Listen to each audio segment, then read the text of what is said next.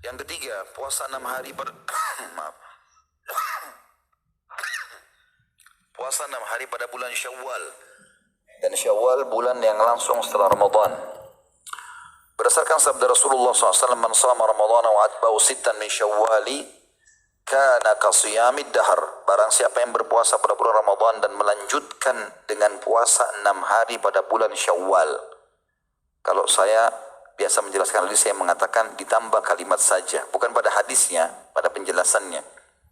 Jadi siapa yang puasa Ramadan full, kemudian dia ikuti 6 hari dari bulan Syawal saja, maka ia seperti puasa selama sepanjang tahun atau setahun penuh. Hadis ini riwayat Muslim di nomor 1164.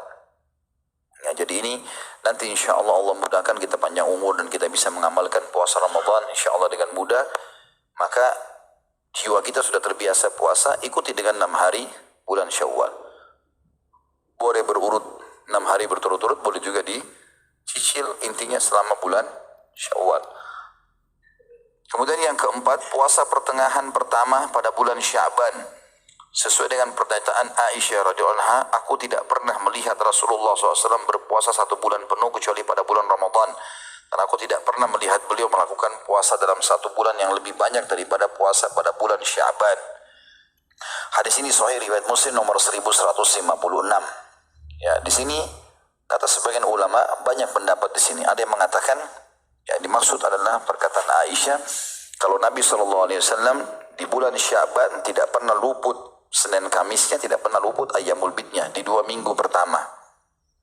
Sementara di bulan lain kemungkinan Nabi SAW ada safar, ya segala macam, maka ada puasa yang tidak dilakukan.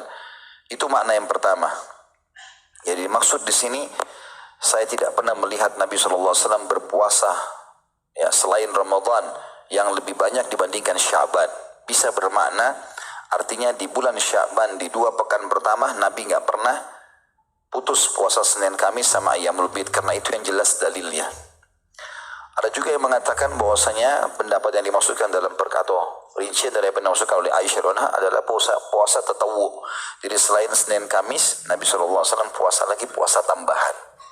Nah, puasa tambahan ini contohnya pernah disebutkan dalam sebuah hadis yang sahih, yang Nabi SAW pulang ke rumah Aisyah, kemudian tanya, ada makanan enggak?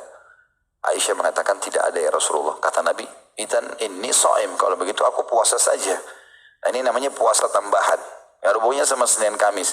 Karena kalau hari itu hari Senin atau hari Kamis, Nabi nggak perlu tanya makanan. Langsung aja Nabi puasa. Karena Nabi sering puasa Senin Kamis, tapi menandakan itu bukan hari puasa. Makanya Nabi tanya, ada makanan nggak? Nggak ada. Oh, kalau gitu saya puasa. Jadi boleh saja orang pulang ke rumahnya, dia belum punya penghasilan, tanya istri, istri yang mengatakan tidak ada makanan, ya sudah kita puasa saja, gitu kan? Maka itu disunnahkan kalau yang punya istri. Ya. Ya, kalau yang tidak punya istri mau sama siapa dia? Yang kelima, 10 hari pertama pada bulan Zulhijjah.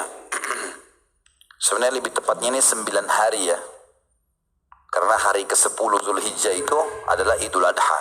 Tidak boleh orang puasa di hari Id. Jadi lebih tepat 9 hari pertama bulan Zulhijjah, dari tanggal 1 sampai tanggal 9. Kalau 9-nya tadi sudah disebutkan hari Arafah, ya. Berdasarkan sabda Nabi SAW di dalam hadis yang sahih diriwayatkan Imam Bukhari nomor 969 dan Tirmidzi 757. Kata baginda Nabi SAW, "Ma min ayyamin al-amalu salihu fiha ahabbu ila Allah azza wa jalla min hadhihi al-ayyam." Qalu ya Rasulullah, "Walal jihadu fi sabilillah." Qala, "Walal jihadu fi sabilillah illa rajulun kharaja bi nafsihi wa malihi thumma lam yarji' min dhalika bi syai'." Tidak ada hari-hari sepanjang tahun, maksudnya yang amal soleh di dalamnya lebih disukai oleh Allah yang Maha Suci dan Maha Mulia daripada hari-hari ini, yaitu 10 hari pertama pada bulan Zulhijjah. Para sahabat bertanya, "Wahai Rasulullah, apakah atau maksudnya tidak pula jihad di jalan Allah?" Maksudnya jihad pun tidak bisa menyamakan jenis ibadah apapun yang dikerjakan di 10 awal bulan Zulhijjah. Kalau rinciannya, zikirkah, baca Qurankah, sedekah dengan uang yang kecilkah, apakah itu juga belum bisa dikalahkan oleh jihad? Maka beliau menjawab sallallahu alaihi wasallam, tidak pula jihad di jalan Allah kecuali orang yang keluar dengan jiwa dan hartanya kemudian dia tidak kembali lagi dari berjihad dengan membawa sesuatu apapun. Uniknya kata ulama hadis, ada hadis yang sahih juga diriwayatkan oleh Bukhari Muslim. Pernah ada sahabat yang bertanya, ya Rasulullah, Abu Hurairah yang berkata, beritahukan kepada kami amalan yang bisa menyamai pahala jihad. Kalau jihad lagi ada, oke, kita pergi. Tapi kalau lagi tidak ada ya Rasulullah, ada enggak amal apa yang bisa sama dengan jihad supaya tetap mendapat pahala itu? Nabi SAW mengatakan kalian tidak bisa mendapatkan itu. Enggak ada. Sahabat tanya lagi sampai 3 kali, Nabi bilang tidak ada. Karena perumpamaan orang yang pergi jihad seperti orang yang sedang sholat dan puasa dan tidak berhenti dari itu. Maksudnya salam, sholat lagi, salam, sholat lagi, 24 jam. Dan siang harinya dia puasa terus, gitu kan? Seperti itu dan tidak pernah putus sama sekali sampai dia pulang dari jihad. Berarti pahalanya besar sekali. Tapi subhanallah ulama mengatakan khusus di 10 awal bulan Zulhijjah jihad dikalahkan. Berarti dikalahkan dengan pahala ibadah apapun. Mau zikir sekali subhanallah, mau baca satu ayat Quran, mau berdoa, mau sedekah dengan kecil. Tapi di 10 awal Zulhijjah itu pahala jihad pun kalah. Yang bisa menyamai hanya orang yang keluar membawa seluruh hartanya. Dia punya 1 miliar dibawa semua. Dia juga ikut jihad, habis diinfakkan, dia juga mati terbunuh syahid, baru sama pahalanya. Makanya teman-teman ini saya bahasakan di YouTube itu ada hari-hari emas seorang muslim. 10 awal Zulhijjah. Kalau antum lagi tidak haji, maka maksimalkan. Kalau orang pergi haji, subhanallah sudah cukup dia dengan pergi haji, gitu kan. Tapi orang kalau lagi tidak haji, ini dimaksimalkan. Terutama sebagian pendapat mengatakan ibadah yang besar pahalanya adalah puasa. Maka diniatkan puasa tatawu di situ, puasa tambahan. 9 hari berturut-turut.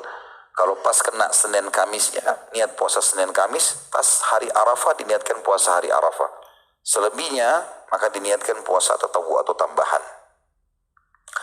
Kemudian yang keenam, puasa pada bulan Muharram sesuai dengan sabda Nabi SAW ketika ditanya puasa apakah yang lebih utama setelah Ramadan, maka beliau SAW bersabda, Syahrullahi alladzi tad'unahul Muharram, bulan Allah yang kalian sebut dengan bulan Muharram. Hadis ini sahih riwayat Muslim nomor 1163. Tentu yang afdol di sini adalah puasa Tasu'a sama Asyura tadi, 9 dan 10 Muharram ya. Tetapi puasa apapun yang teman-teman lakukan, Senin Kamis, puasa Ayyamul Bid yang sudah jelas ada perintahnya, maka itu lebih afdol dibandingkan waktu-waktu yang lain. Jadi puasa ibadah sunnah yang paling afdol adalah di bulan Muharram. Yang ketujuh, hari-hari putih atau Ayyamul Bid pada setiap bulan. Tepatnya yang paling afdol tanggal 13, 14, 15. Berdasarkan pernyataan Abu Dzar radhiyallahu anhu, amarana Rasulullah sallallahu alaihi wasallam an nasuma min asy-syahri 3 ayyamin al-bid. 3 ayyamin al-bid. 13 wa 14 wa 15 wa qala hiya qasaumid dahr. Rasulullah SAW memerintahkan kepada kami untuk berpuasa pada hari-hari putih selama 3 hari setiap bulan, yaitu tanggal 13, 14, dan 15. Dan beliau menyatakan puasa itu pahalanya bagikan puasa selama setahun. Hadis riwayat An-Nasai nomor 2422 dan Ibnu Hibban 3656. Sebagian ulama merincikan kenapa puasa Ayyamul Bid ini dinilai puasa setahun. Jadi hitung-hitungannya adalah ada hadis Nabi yang berbunyi setiap amal soleh dilipat gandakan 10 kali lipat. Kalau orang puasa 3 hari setiap bulan, berarti puasanya hari pertama yang tanggal 13 dihitung seperti dia puasa 10 hari. Kadang-kadang dilipatkan 10 kali. Maka kalau dia puasa 3 hari di pertengahan bulan, seperti dia puasa selama 30 hari.